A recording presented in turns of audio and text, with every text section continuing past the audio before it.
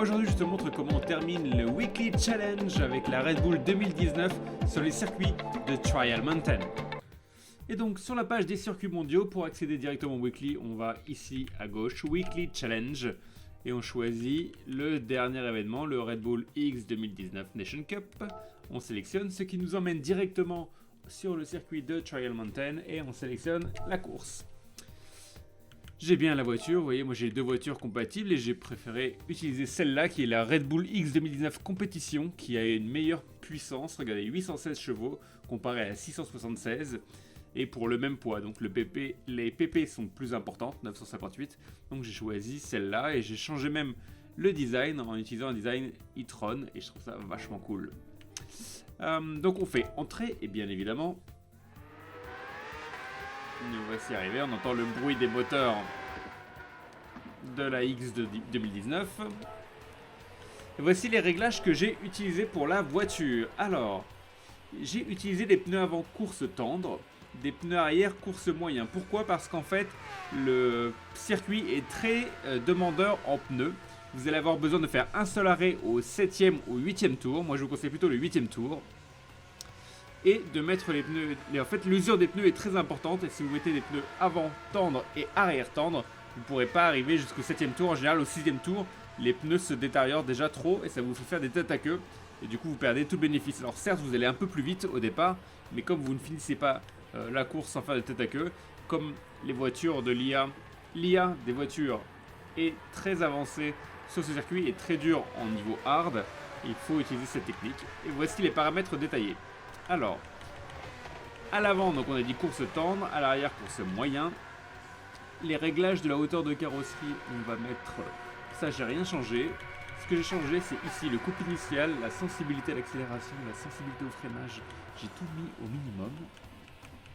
Pour la boîte de vitesse, donc j'ai mis la vitesse de pointe automatique à 330 et les réglages manuels, j'ai juste changé ici pour mettre à 358 km/h. Et enfin, à l'avant, j'ai rajouté un petit peu d'appui, c'était 900 de base et j'ai mis 930. Sinon, on peut rien acheter d'autre sur la X 2019. Vous voyez, on peut rien rajouter. Une fois que vous avez fait ça, normalement, vous êtes pas mal. Ensuite, il ne reste plus qu'à lancer.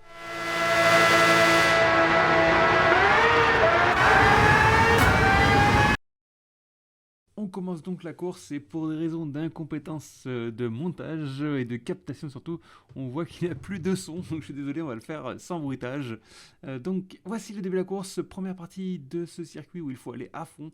Le premier freinage se fait juste avant de rentrer dans le tunnel, regardez, on reste en deuxième, on essaie de réaccélérer tout doucement pour ne pas partir en tête à queue. Ce virage-là est assez compliqué car si on est trop rapide, on rentre trop rapidement, on va taper les petits trottoirs. Ici c'est pareil, on va prendre l'intérieur, alors on n'hésite pas à pousser l'IA, il faut prendre appui sur l'IA pour gagner un peu de temps, il faut gratter toutes les petites secondes qu'on peut. Ici la grande ligne droite du circuit qui permet d'atteindre la vitesse maximale, on prend l'aspi et on dédouble la voiture des Hollandais, sûrement de l'équipe de Max Verstappen, mais voilà, gros freinage, on passe ici en deuxième, attention à la réaccélération pour pas partir en tête à queue. Et on arrive dans la dernière partie un peu plus sinueuse. Voilà, je me suis pris la voiture. Ici, il ne faut pas sortir trop large pour pas taper sur les côtés aussi, ça nous freine vachement. Et si vous prenez trop l'intérieur, vous pouvez partir en tête à queue. Ici, virage en deuxième, on prend bien l'intérieur. Et quand on ressort, on accélère. La dernière partie avec les deux derniers freinages. Le freinage avant la marque à droite ici. Voilà, on redescend en première, on prend bien la corde à l'intérieur. On se décale à gauche pour bien prendre la corde à droite et on réaccélère tranquillement. Et voilà, c'était le premier tour. Donc on essaie de tourner entre 1,32 et 1,33. Si vous faites ça, ça va vous permettre de finir premier. Si vous êtes plus lent que ça va être plus compliqué. Et regardez cette première partie-là. Cette partie, elle est magique. Regardez, tout à fond. Et on a l'impression de voler. Et regardez comment on rattrape. On rattrape en grosso modo 2 secondes à chaque tour en allant à fond dans cette partie. Ça, c'est grâce aux pneus tendres à l'avant. Et à l'arrière, la dégradation est à peu près équivalente. Regardez, hop, je suis passé un peu large dans ce virage et tout de suite, on perd beaucoup de temps. Regardez, j'ai reperdu au moins 1 seconde par rapport à mes concurrents.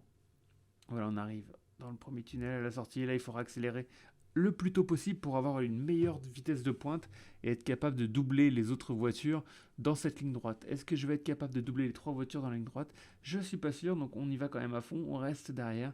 Au freinage, on va pouvoir les prendre puisqu'ils freinent beaucoup plus tôt que nous. Il faut freiner, voilà, au niveau des bordures. Donc j'ai pas eu les 3, j'en ai eu que 2. Le troisième, je vais l'avoir juste après au prochain freinage, là, ici. Ne pas hésiter, comme je disais tout à l'heure, à prendre appui à l'intérieur du virage sur les concurrents. Ici, un virage en deuxième qui passe tranquille, on réaccélère. Et voilà, donc, grosso modo, vous voyez à peu près comment fonctionne le circuit. Il vous faut faire comme ça jusqu'au 8e tour. À ce moment-là, vous rentrez dans les stands. Allez, on se retrouve à ce moment-là. Voici l'entame du 6e tour et c'est là où les choses vont se gâter un petit peu pour moi. Regardez, je suis deuxième, donc je rattrape le premier qui est aussi un Français. Mais bon, dans la lutte pour la victoire, j'aimerais bien que le Français devant, ce soit moi. Donc je me rapproche dans la première partie du circuit. Mais vous allez voir que les pneus arrière, ils sont pas totalement usés encore. Mais ils vont commencer à me jouer des tours plutôt sur la fin du circuit. Donc là, je me rapproche, mais regardez, je repère déjà un petit peu de temps. Et le français devant a l'air d'aller vachement plus vite. Et donc, regardez, là, ça a commencé un peu à déraper. Donc finalement, je me dis à ce moment-là, il faut que je finisse le tour le plus rapidement possible et que je change de pneu. Regardez, j'ai déjà perdu 2 secondes depuis la sortie du premier tunnel. Donc là, on va essayer de limiter la casse, de réaccélérer le plus... Oh, regardez, là, ça a encore un peu chassé. Là, la voiture, l'adhérence, elle est plus optimale. Donc là, vraiment, j'en peux plus avec mes pneus. Regardez, le premier m'a mis 4 secondes, alors que j'aurais pu le doubler si mes pneus avaient tenu. Donc là, c'est le dernier virage avant l'entrée des stands. Donc je prends la décision de rentrer. Donc à la fin du 7e tour. Donc ici, on met les pneus tendres, on ne ravitaille pas, et du coup, on ne peut pas faire le mélange pneus tendres à l'avant et pneus médium à l'arrière. Donc le jeu va me faire repartir en pneus tendres à l'avant et à l'arrière. Donc il faudra économiser ces pneus tout au long de la course. Donc sur les 7 tours qui restent, il faudra essayer de tenir avec les pneus tendres. Et donc c'est ce qu'on va essayer de faire. Très bon arrêt au stand de la part de mes mécanos. On repart en 14e position. Et là, on peut commencer la remontada. Donc attention, quand il y a du trafic, il faut rester assez propre. On peut prendre appui sur les collègues, évidemment. Et voilà, il faut essayer de doubler le plus rapidement possible pour pas trop user ses pneus, mais tout en faisant le moins d'erreurs possible. Allez, on se retrouve quelques tours plus tard. Nous voici à l'entame du 11e tour et c'est là où je me rapproche du premier qui est désormais le japonais, puisqu'au jeu des ravitaillements, le japonais qui n'avait pas ravitaillé se retrouve toujours devant. Le pilote que nous devons suivre, c'est le 4e, qui est le pilote français de tout à l'heure. Donc il est ressorti derrière moi après les ravitaillements. Je pense que ses pneus étaient trop usés. Voilà, je repasse en première position, je prends un peu appui sur le japonais et j'essaie de m'en aller. Donc il reste 4 tours à faire comme ça, 11, 12, 13, 14. Et on va essayer d'économiser les pneus. Pour l'instant, le pneu arrière droit, qui est le plus critique, a encore 3 quarts de encore 3 quarts que je sais plus comment dire. Enfin, il est encore à 3 quarts rempli. Donc on va essayer de l'économiser. Mais regardez, le japonais derrière, il ne se laisse pas faire. Donc voilà, il faut rouler propre, pas faire d'erreur, essayer de réaccélérer le plus tôt possible, mais sans trop abîmer les pneus. Allez, on regarde ce qui se passe pour la fin de cette course. On se retrouve maintenant pour le dernier tour et regardez qui est revenu juste derrière moi, c'est le français. Donc là mes pneus sont clairement très usés, alors contrairement aux pneus médium, ils tiennent mieux la charge en étant à ce niveau d'usure, mais quand même je sens que c'est la limite. Donc là je fais tout pour essayer d'économiser, j'accélère plus tard que prévu et il remonte sur moi comme une balle. Donc là j'essaye de préserver mes trajectoires, ne pas ouvrir les portes. Là pour l'instant j'arrive à le garder. Dans le virage à gauche, voilà, je prends bien l'intérieur et je réaccélère bientôt parce que là la ligne droite elle est critique. Si jamais je me fais doubler, ça peut être compliqué. Et regardez, il est juste derrière moi, il a pris l'aspiration plus que 1/10. Là ça va être tendu. Donc là, je lui ferme la porte. Alors normalement, ça c'est interdit en Formule 1 hein, de faire ça. J'essaye de freiner plus tard que lui, donc c'est bon, je suis toujours devant. Sauf que là, mes pneus, eh ben, ils suffisent plus et ils me repassent devant. Donc là, il reste plus que 3-4 virages. Ça va être très très tendu.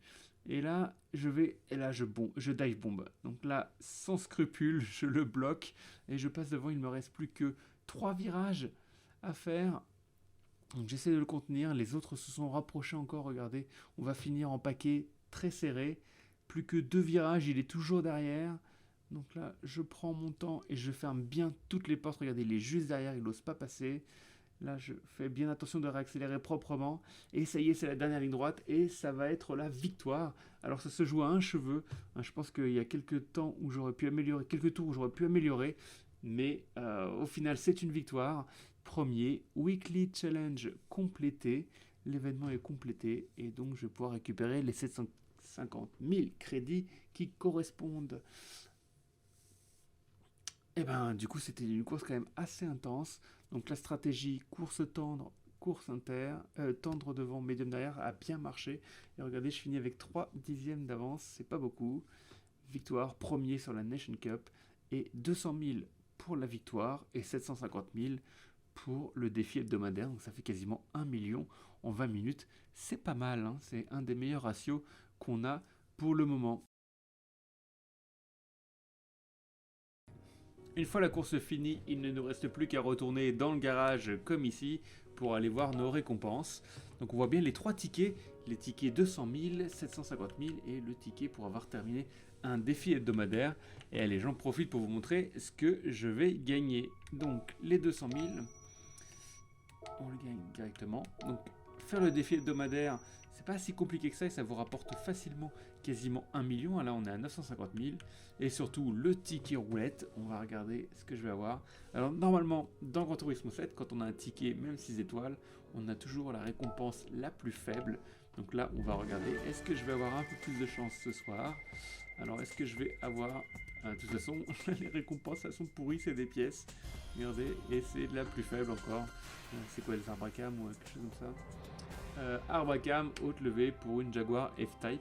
Je sais même pas si je l'ai. Prix de vente recommandé 9200 $ crédit. Et ben, j'ai pas gagné ma soirée hein, avec ça. Mais bon, c'est comme ça. En tout cas, j'espère que l'astuce pour le circuit pour gagner la course avec la X 2019 vous a servi et vous a permis d'avoir vous aussi des arbres à cam haute levée, on va dire. Et voilà, en tout cas, n'hésitez pas à me commenter si vous avez réussi, ça me ferait très plaisir de vous avoir aidé. Allez, ciao!